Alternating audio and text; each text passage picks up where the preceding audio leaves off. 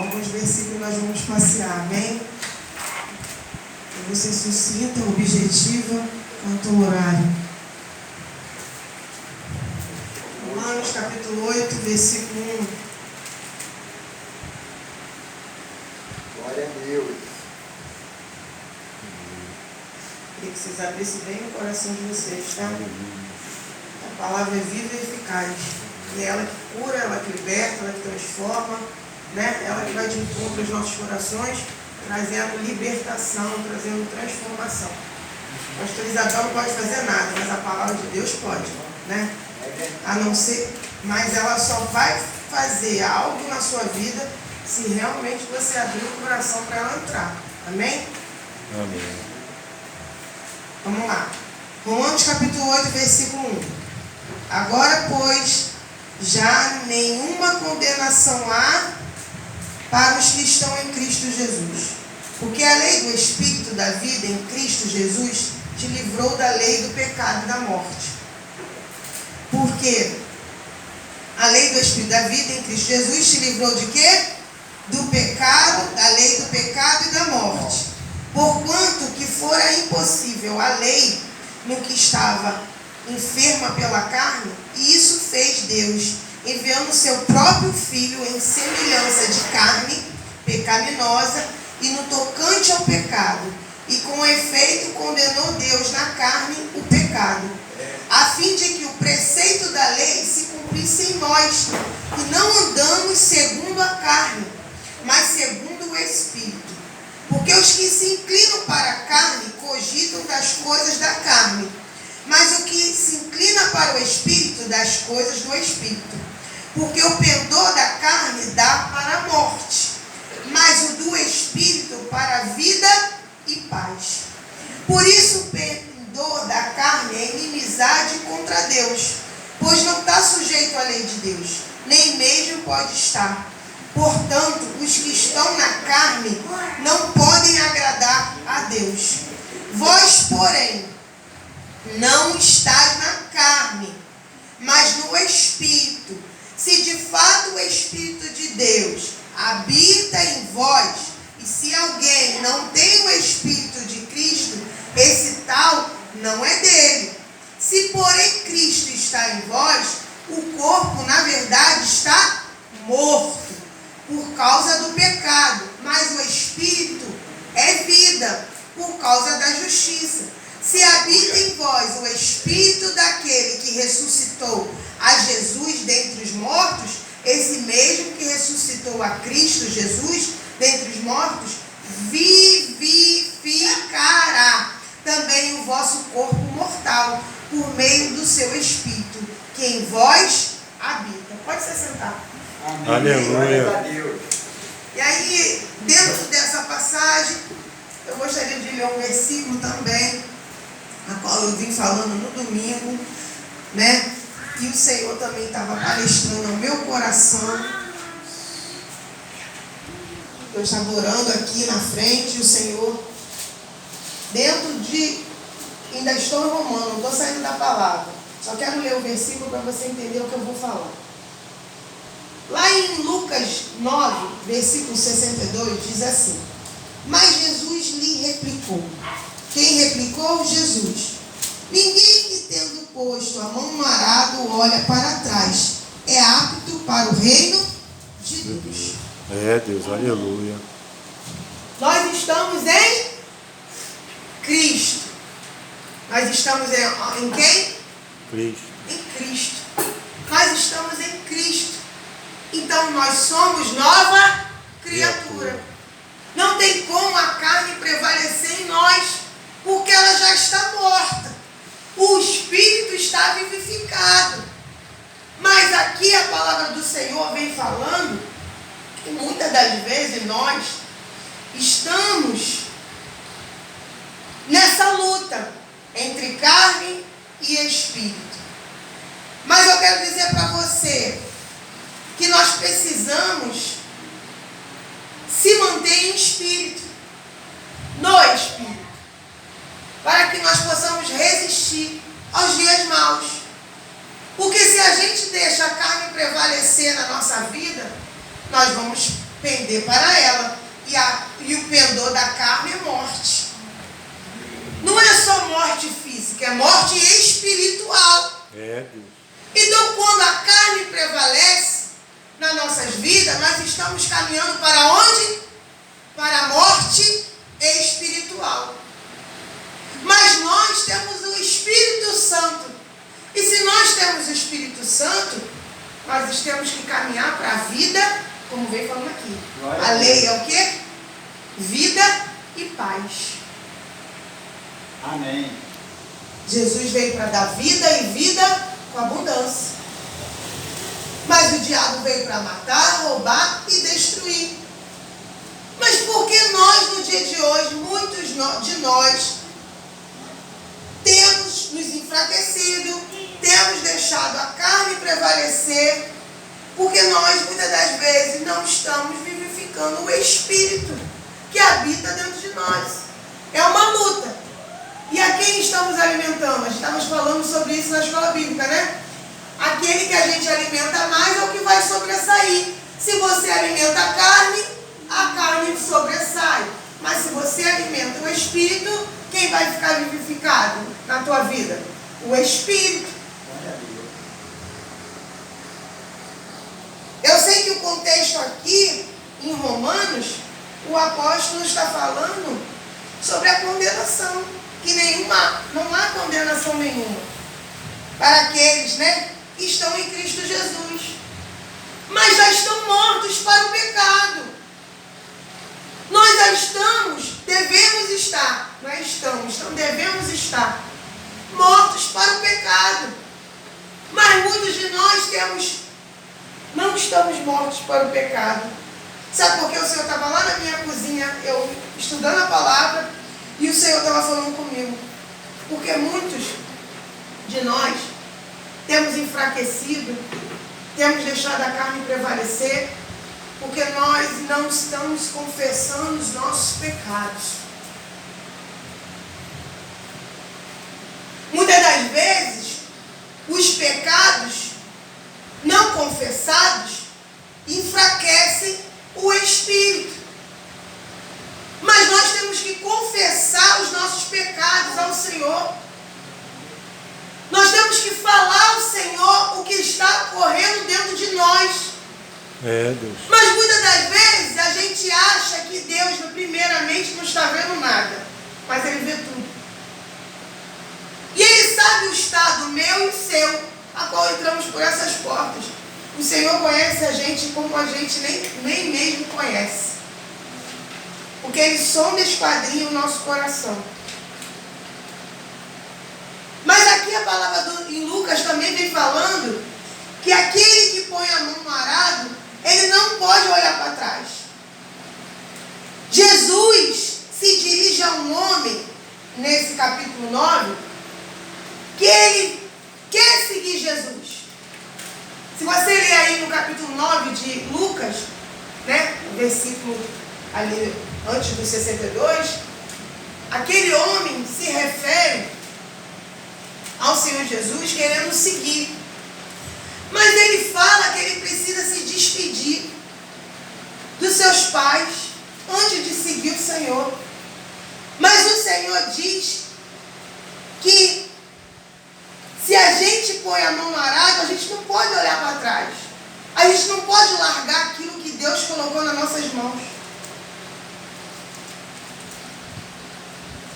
E a gente entende que a radicalidade do segmento, que seguir Jesus, é algo que a gente tem que ser como radical na nossa vida.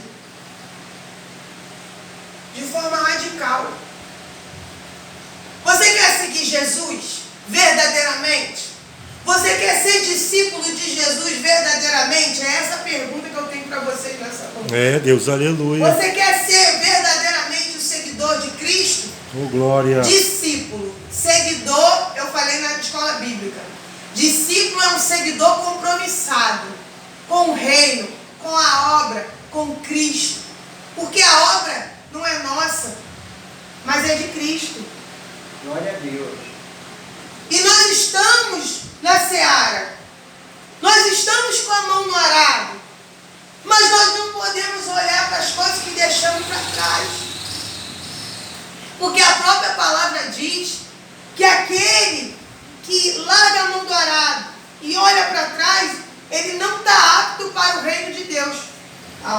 Deus. Lucas 9:62. Você pode ver aí na sua Bíblia se não está a mesma coisa que eu estou falando. Então a gente não pode colocar empecilhos para seguir Jesus. Ou a gente segue, ou a gente segue. Aleluia. Aí o Senhor estava falando no meu coração por duas passagens dentro dessa pregação de hoje. Uma, quando Elias, lá no Antigo Testamento, né, a gente já conhece a história, que ele entrou para uma caverna, né? O Senhor falou para ele: que te fazes aí, Elias? Aí ele sai da caverna com uma missão. O que o Senhor coloca sobre ele? Uma missão. Vai lá, unge o rei, né? E depois unge Eliseu no teu lugar. Aí Elias pega e vai de encontro a Eliseu. Lá no capítulo de 1 Reis 19 fala sobre isso. E Eliseu está fazendo o quê? Eliseu estava arando. Eliseu estava num campo. E disse a palavra do Senhor que ele estava com de 12 parelhas de bois. Eliseu estava onde? No campo. Eliseu estava fazendo o quê? Arando a terra.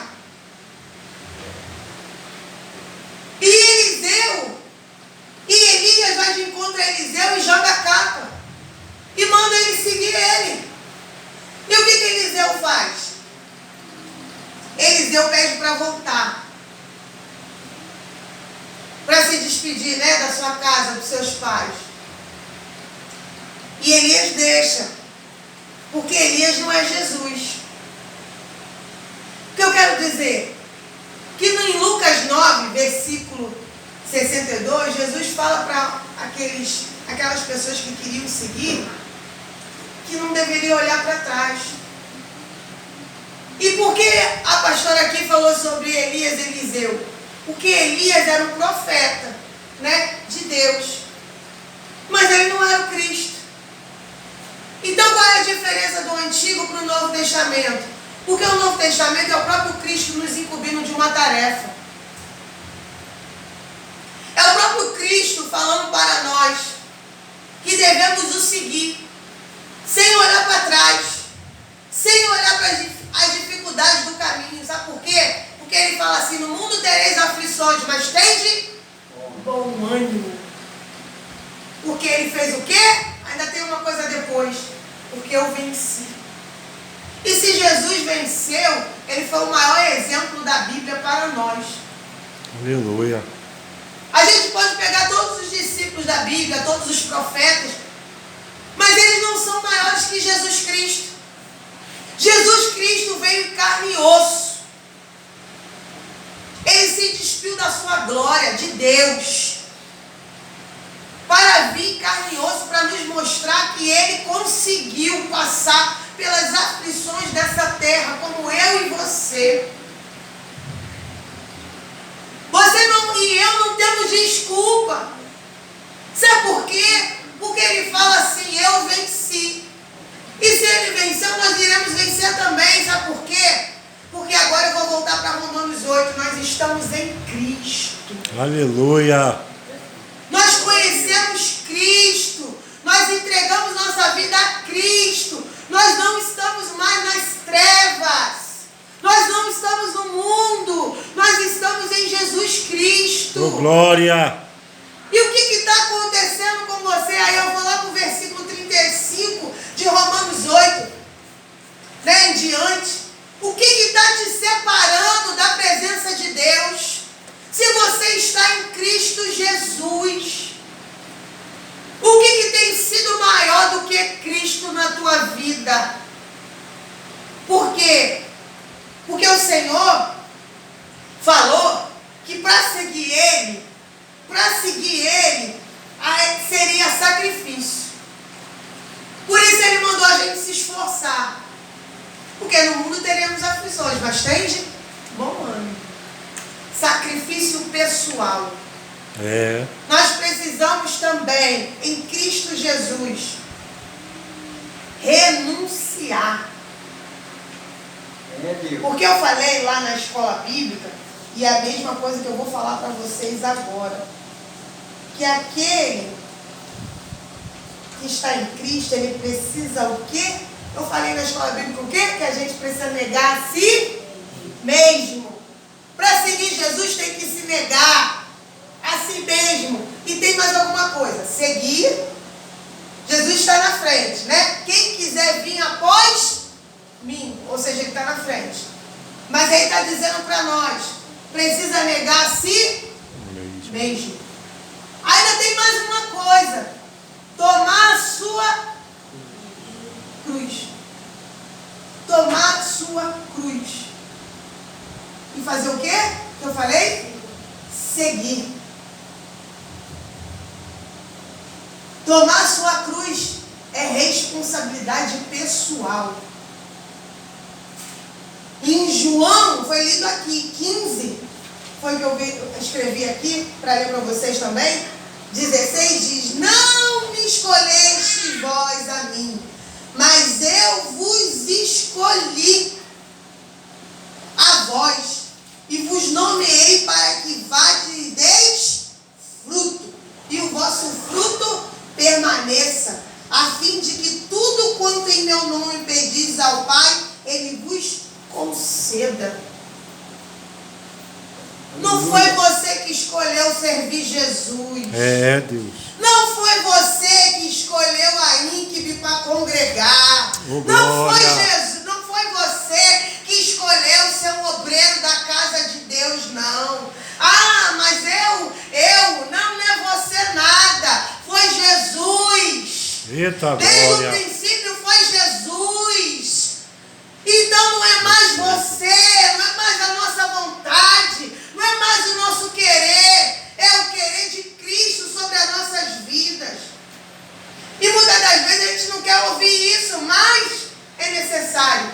Precisa renunciar. Abandonar seus próprios desejos, ambições e a vontade própria. Está pensando que é fácil?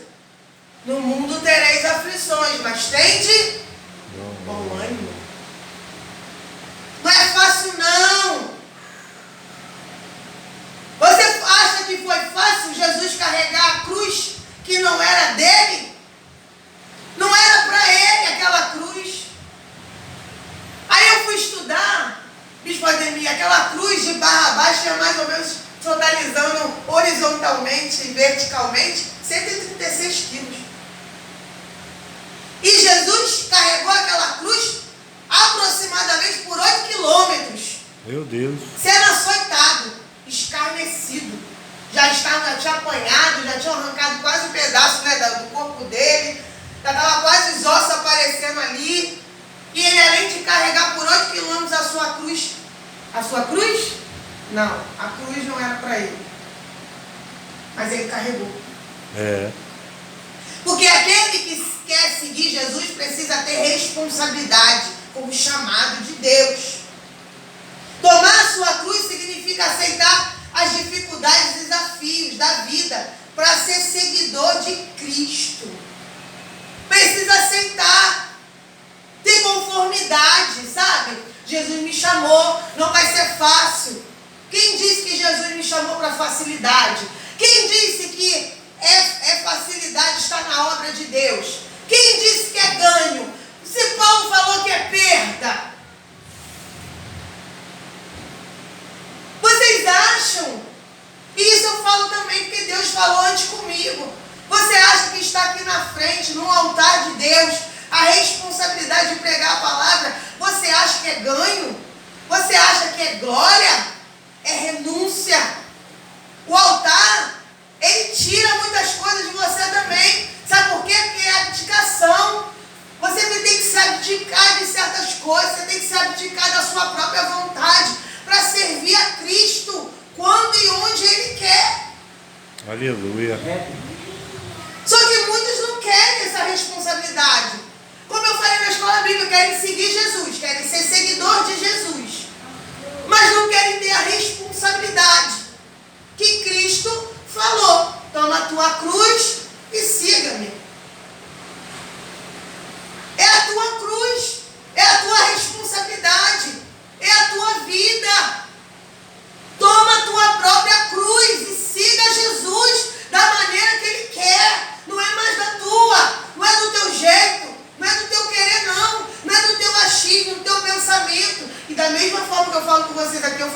bíblica. Não falo? Vocês estão aqui de prova. Porque assim como Cristo tem falado comigo, se Ele me alinha também a todos. Então, viver para Cristo é sacrifício, é sacrifício. O altar é renúncia. E perda, e não é ganho. Porque quem promete muitas coisas, eu sei que a maior promessa das nossas vidas é a salvação em Cristo Jesus. O que vier a mais é lucro. Jesus já fez todo o sacrifício pelas nossas vidas. E qual o sacrifício que a gente está fazendo por Jesus? Jesus morreu naquela cruz pregado, carregou uma cruz que não era para ele, 136 quilos, por 8 quilômetros, sendo açoitado, humilhado, escarnecido, pela minha e a tua vida, pela remissão dos nossos pecados. Aqui vem falando em Romanos 8, então, a nossa carne precisa estar mortificada, porque Cristo já mortificou ela lá, ó. Aí o que acontece? A gente muitas das vezes não quer. E aí o Senhor falou no meu coração, o diabo, a gente atribui muitas coisas ao inimigo. O diabo está ao derredor sim. Os anjos estão ao nosso redor. Foi falado isso aqui também. Mas existe uma coisa que no mundo espiritual é tão importante quanto. Se o diabo brama ao nosso derredor, querendo a oportunidade de nos estragar, se a gente abrir uma legalidade para ele, não tem anjo que não possa fazer com que ele possa entrar na nossa vida e fazer uma ruaça. Somos nós que abrimos a porta para ele. A porta da nossa vida. Através de quê? Das concupiscências da carne. Quem tu tem alimentado? O teu espírito ou a tua carne?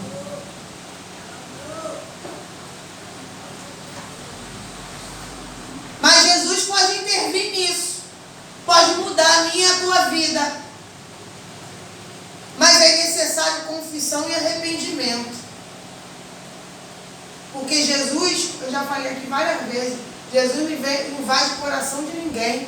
É, Deus. O sacrifício ele fez, mas ele veio, te escolheu, te separou, dentre muitos. Mas você precisa confessar a Ele e se arrepender verdadeiramente. E seguir a Jesus como Ele quer. Aí o Senhor me levou essa tarde a lembrar de Apocalipse. Apocalipse capítulo 2. Se não me engano é capítulo 2, deixa eu só confirmar. Ele fala assim.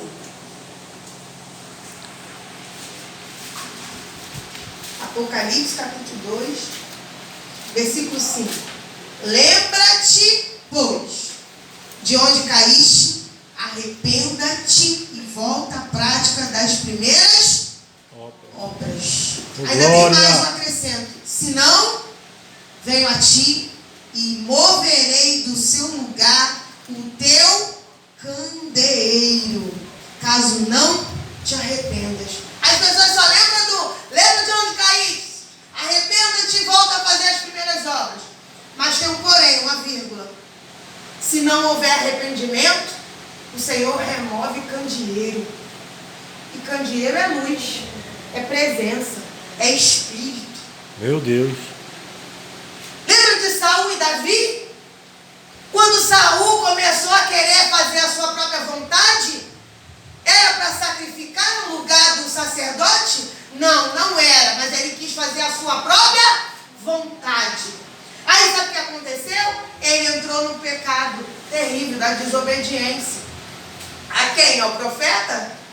Ao profeta? Não, a Deus. E sabe o que o Senhor falou ao profeta? Já está reprovado por mim. Não foi isso que Deus falou ao profeta? Que não adiantava ele orar não, porque ele já tinha sido reprovado.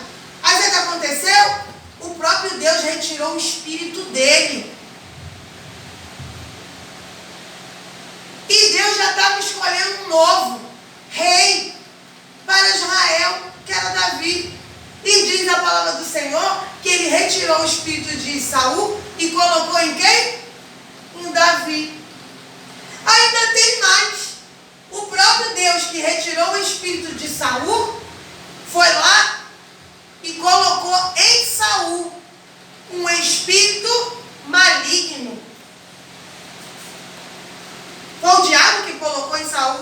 maligno, bispo Ademir? Não, foi o próprio Deus. Meu Deus. Então não brinca com Deus, não. A gente não pode brincar com Deus, não. É. Ele nos chamou, Ele nos escolheu, Ele nos separou. A obra é dele, a seara é dele. Ele diz que a seara é grande, mas poucos são os trabalhadores dessa seara. Então se sinta privilegiado, porque o próprio Cristo te separou, te escolheu, te ungiu. Então a gente precisa entender que a gente, quando está no arado, com a mão no arado, foi isso que eu escrevi aqui, e eu escrevi tudo que Deus mandou. Quando muita gente mete a mão no arado, a gente tem que entender que a gente não pode estar de qualquer maneira. Porque aquele que é o dono da seara, ele sabe a condição de quem está na obra. Aleluia. Ele conhece. Oh, glória. E duro é recalcitar contra os aguilhões. Atos 9 fala sobre isso. Duro é recalcitar contra os aguilhões. Sabe o que é aguilhão? É uma lança, uma ponta de ferro. A vontade de Deus é soberana e ela vai prevalecer sobre as nossas vidas. É, Deus. Só que a dificuldade que nós temos é o seguinte, que pode acontecer da gente fluir bem, porque a gente está indo, né, conforme a vontade de Deus, ou a gente resistir e passar em processos. E processos que Deus não escolheu para nós.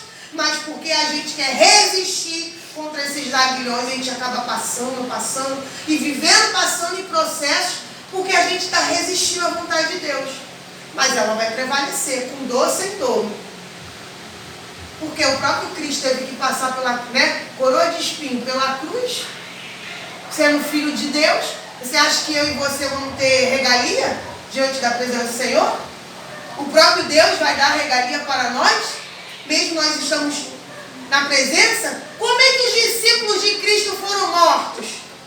Como é que eles eram perseguidos? Cada um foi morto de uma maneira, não foi? Um decapitado, o outro crucificado de cabeça para baixo, o outro queimado, jogado no óleo quente. Meu Deus. O outro, o único que morreu, assim, ilhado lá foi João, que viu o Apocalipse. Mas os outros foram mortes terríveis pelo amor ao Evangelho. E eu e você estamos aqui resistindo à vontade de Deus, muitas das vezes.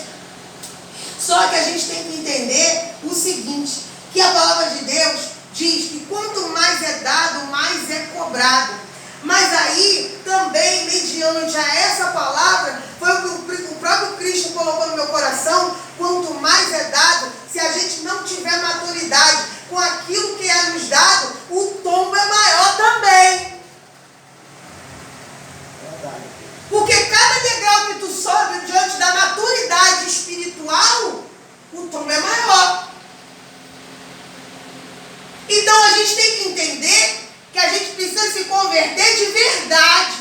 Aleluia. Olhar para dentro de nós e ver se a gente está realmente seguindo a Cristo em espírito e verdade. Se a gente não tiver, é o momento de se corrigir agora. Jesus ainda não nos chamou ainda nos altos céus, não. Então Ele está nos dando oportunidade, tempo de mudança, tempo de transformação, tempo de lavar suas vestes no sangue do Cordeiro, tempo de olhar para si e dizer aonde eu estou errando e preciso consertar. Aleluia. Desculpa se a palavra não era aquela que você esperava, mas o Senhor estava falando comigo lá na minha casa, que a responsabilidade como pastora, como serva de Deus, que também vai dar conta de vidas, é pregar a palavra de Deus na íntegra, é pregar a palavra de Deus naquilo que Deus quer. Glória a Deus. Não é para massagear o meu ego, não é para massagear o teu ego, é para dizer a palavra de Deus na íntegra. Sabe por quê? Porque se você foi para o inferno e eu não alertar através da palavra de Deus, o bispo Ademir, como profeta desta igreja, não alertar, vai ser requerido das nossas mãos o sangue de vocês. Isso é tão sério. Além de dar conta de mim, imagina, dar conta das almas. Que eu podia falar a verdade da palavra de Deus e não falei. E elas morreram sem salvação. É essa a responsabilidade de um pregador. É essa a responsabilidade de um líder. É essa a responsabilidade de um professor de escola bíblica. É essa a responsabilidade de um pastor.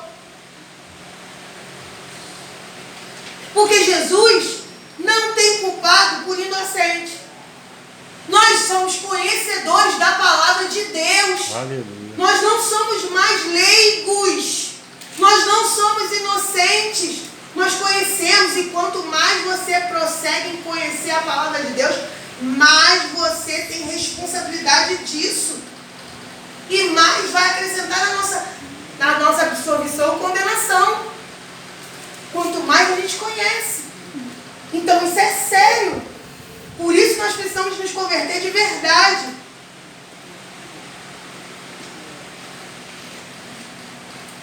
Então eu quero dizer para vocês, já terminando. Romanos 8, versículo 1 diz que há nenhuma condenação há para os que estão em Cristo Jesus. Então é noite de você se examinar. E se você não estiver condizendo com aquilo que Deus quer de você, confesse hoje. Se arrependa hoje. Porque Jesus pode vir no piscar de olhos e você ficar. É, Deus. Nós temos compromisso e responsabilidade com aquele que nos chamou. Não foi o homem, foi Deus, foi Jesus Cristo. Ele morreu por nós na cruz do Calvário. E nós, como discípulos, porque discípulo é um seguidor compromissado. E se nós somos compromissados com aquele que morreu por nós, temos que seguir aquilo que Ele quer de nós. Amém? Amém. E até aqui o Senhor me deu, Bispo Ademir. Eu agradeço a minha oportunidade. Aleluia. Aleluia, glórias a Deus.